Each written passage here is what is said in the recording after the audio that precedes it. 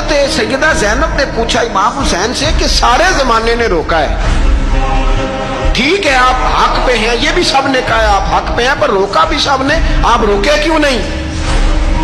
تو ابن کثیر اور ابن اسیر لکھتے ہیں کہ امام حسین رو پڑے، کہنے لگے بہن میں رک جاتا، پر میں نے رات کو نانا مصطفیٰ کو خواب میں دیکھا۔ تو حضور نے فرمایا حسین اگر آج یہ رواج پڑ گیا نا یزید جیسے لوگوں کا تو قیامت تک پڑا رہے گا، پھر لوگ کہیں گے کوئی نکلا نہیں تھا تو ہمیں بھی نکلنا، پھر لوگ ظالموں کے سامنے گردنیں جھکانے کے عادی ہو جائیں گے۔ میں کہتا رہتا ہوں، کہہ رہا ہوں، کربلا کی جنگ کفر اسلام کی جنگ نہیں، کفر اسلام کی جنگ نہیں کربلا کی، کیونکہ یزید تو بڑا پکا نمازی تھا، خطبہ دیتا تھا وہ تو۔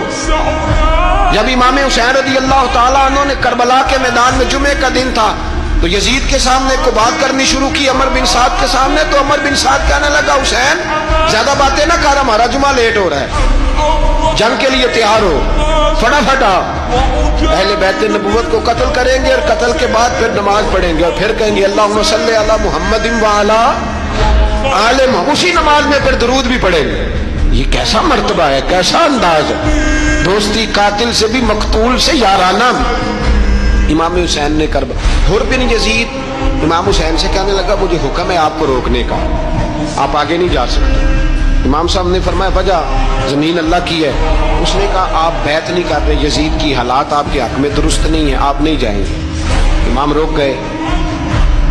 ظہر کی نماز کا وقت ہوا تو حضرت علی اکبر امام حسین کے بڑے صاحبزادے انہوں نے اذان ظہر پڑھی تو حر بن یزید کے لشکر نے امام حسین کے پیچھے نماز ادا کی۔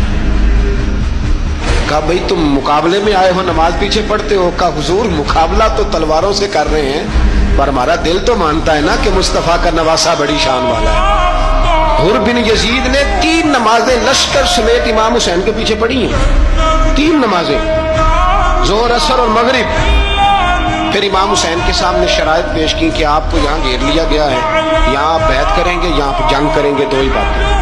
امام حسین نے فرمایا نہیں بھائی بیعت تو میں نہیں کرتا، اس کے علاوہ تم جو کہتے ہو میں کرنے کو تیار ہوں۔ اس نے خط لکھا، عبید اللہ ابن زیاد کو ایک بندہ دوڑایا پیچھے کوفے، چند میل پہ کوفہ تھا، کہا وہ نہیں مان رہے، کیا کرنا؟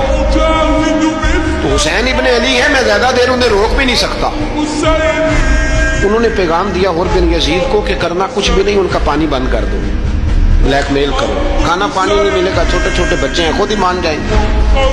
حضرت امام علی مقام کے بارے میں حر کے پاس جب یہ پیغام آیا تو حر کہنے لگا میری طبیعت نہیں مانتی حسین پر پانی بند کروں، دل نہیں مانتا۔ جب یہ لفظ کہے نا دوبارہ تو پھر عبید اللہ ابن زیاد نے عمر بن سعد کو 10,000 آدمی دے کے بھیجا، کہا حر بن یزید لچک دکھا رہا ہے حسین کے حق میں۔ ایک رے کا علاقہ تھا، بڑی وہاں فصل ہوتی تھی، لوگ کوشش کرتے تھے وہاں کا گورنر بننے کی، کوشش کرتے تھے۔ تو عبید اللہ ابن زیاد کہنے لگا تمہیں رے کی گورنری ملے گی، سب سے سرسبز و شاداب علاقہ، تمہیں وہاں کا گورنر بنایا جائے گا اگر حسین کے خلاف لڑو گے۔